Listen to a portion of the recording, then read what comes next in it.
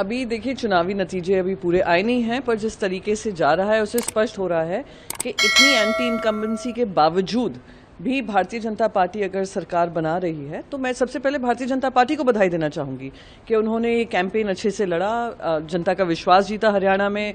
Despite anger vote भी उन्हीं को गए, यानी विश्वास बनाए रखा कि बीजेपी में विश्वास बनाए रखा है। और कहीं ना कहीं कांग्रेस पार्टी को भी अपनी रणनीति देखनी पड़ेगी कि जैसे डायरेक्ट फाइट होती है बीजेपी के साथ, कांग्रेस कहीं ना कहीं कमजोर पड़ जाती है। तो क्यों है रीवर्क द एंटायर अलायंस, ऐसा कोई मैं मानती हूं कि अभी नतीजे जब आएंगे तो फाइनली पता चलेगा। बट अगर जीतते हैं तो उनको बधाई के पात्र भी बनते हैं कि despite anti incumbency they have done well.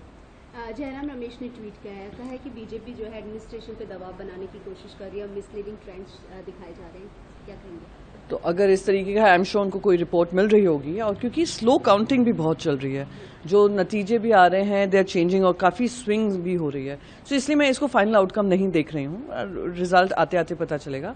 पर अगर इस तरीके का दबाव बन रहा है तो कहीं ना कहीं जो पूरा इलेक्शन कमीशन मशीनरी है, जिनको एक इंडिपेंडेंट चुनाव, फियरलेस जो चुनाव होते हैं, फियर फ्री हो और आई वुड से फेयर हो, ये होना जरूरी है। तो I think it's worth looking at कि अगर हो रहा है, दबाव पड़ रहा है, तो कौन दबाव डाल रहा है, क्यों इस तरीके की मिसलीडिंग ट्रेंड्स दिखाए जा रहे हैं।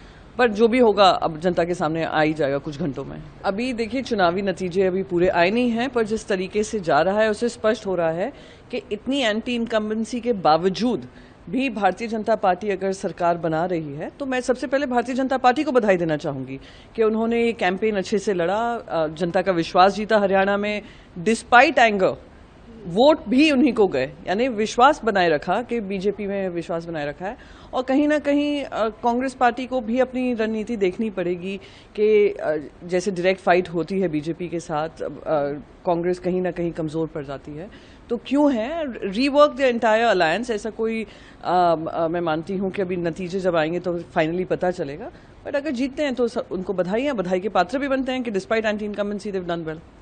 जयराम रमेश ने ट्वीट किया है, कहा है कि बीजेपी जो है एडमिनिस्ट्रेशन पे दबाव बनाने की कोशिश कर रही है और मिसलीडिंग ट्रेंड्स दिखाए जा रहे हैं, क्या कहेंगे? तो अगर इस तरीके का आई एम श्योर उनको कोई रिपोर्ट मिल रही होगी, और क्योंकि स्लो काउंटिंग भी बहुत चल रही है, जो नतीजे भी आ रहे हैं दे आर चेंजिंग और काफ़ी स्विंग्स भी हो रही है, तो इसलिए मैं इसको फाइनल आउटकम नहीं देख रही हूँ। रिजल्ट आते आते पता चलेगा।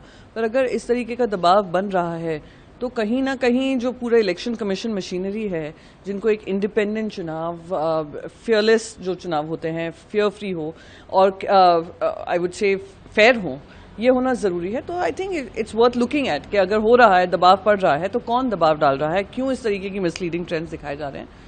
पर जो भी होगा अब जनता के सामने आ ही जाएगा कुछ घंटों में। अगर आप ये वीडियो YouTube पर देख रहे हैं तो हमारे चैनल को सब्सक्राइब कर बेल आइकन दबाएं, और Facebook पर देख रहे हैं तो हमारे पेज को लाइक करें।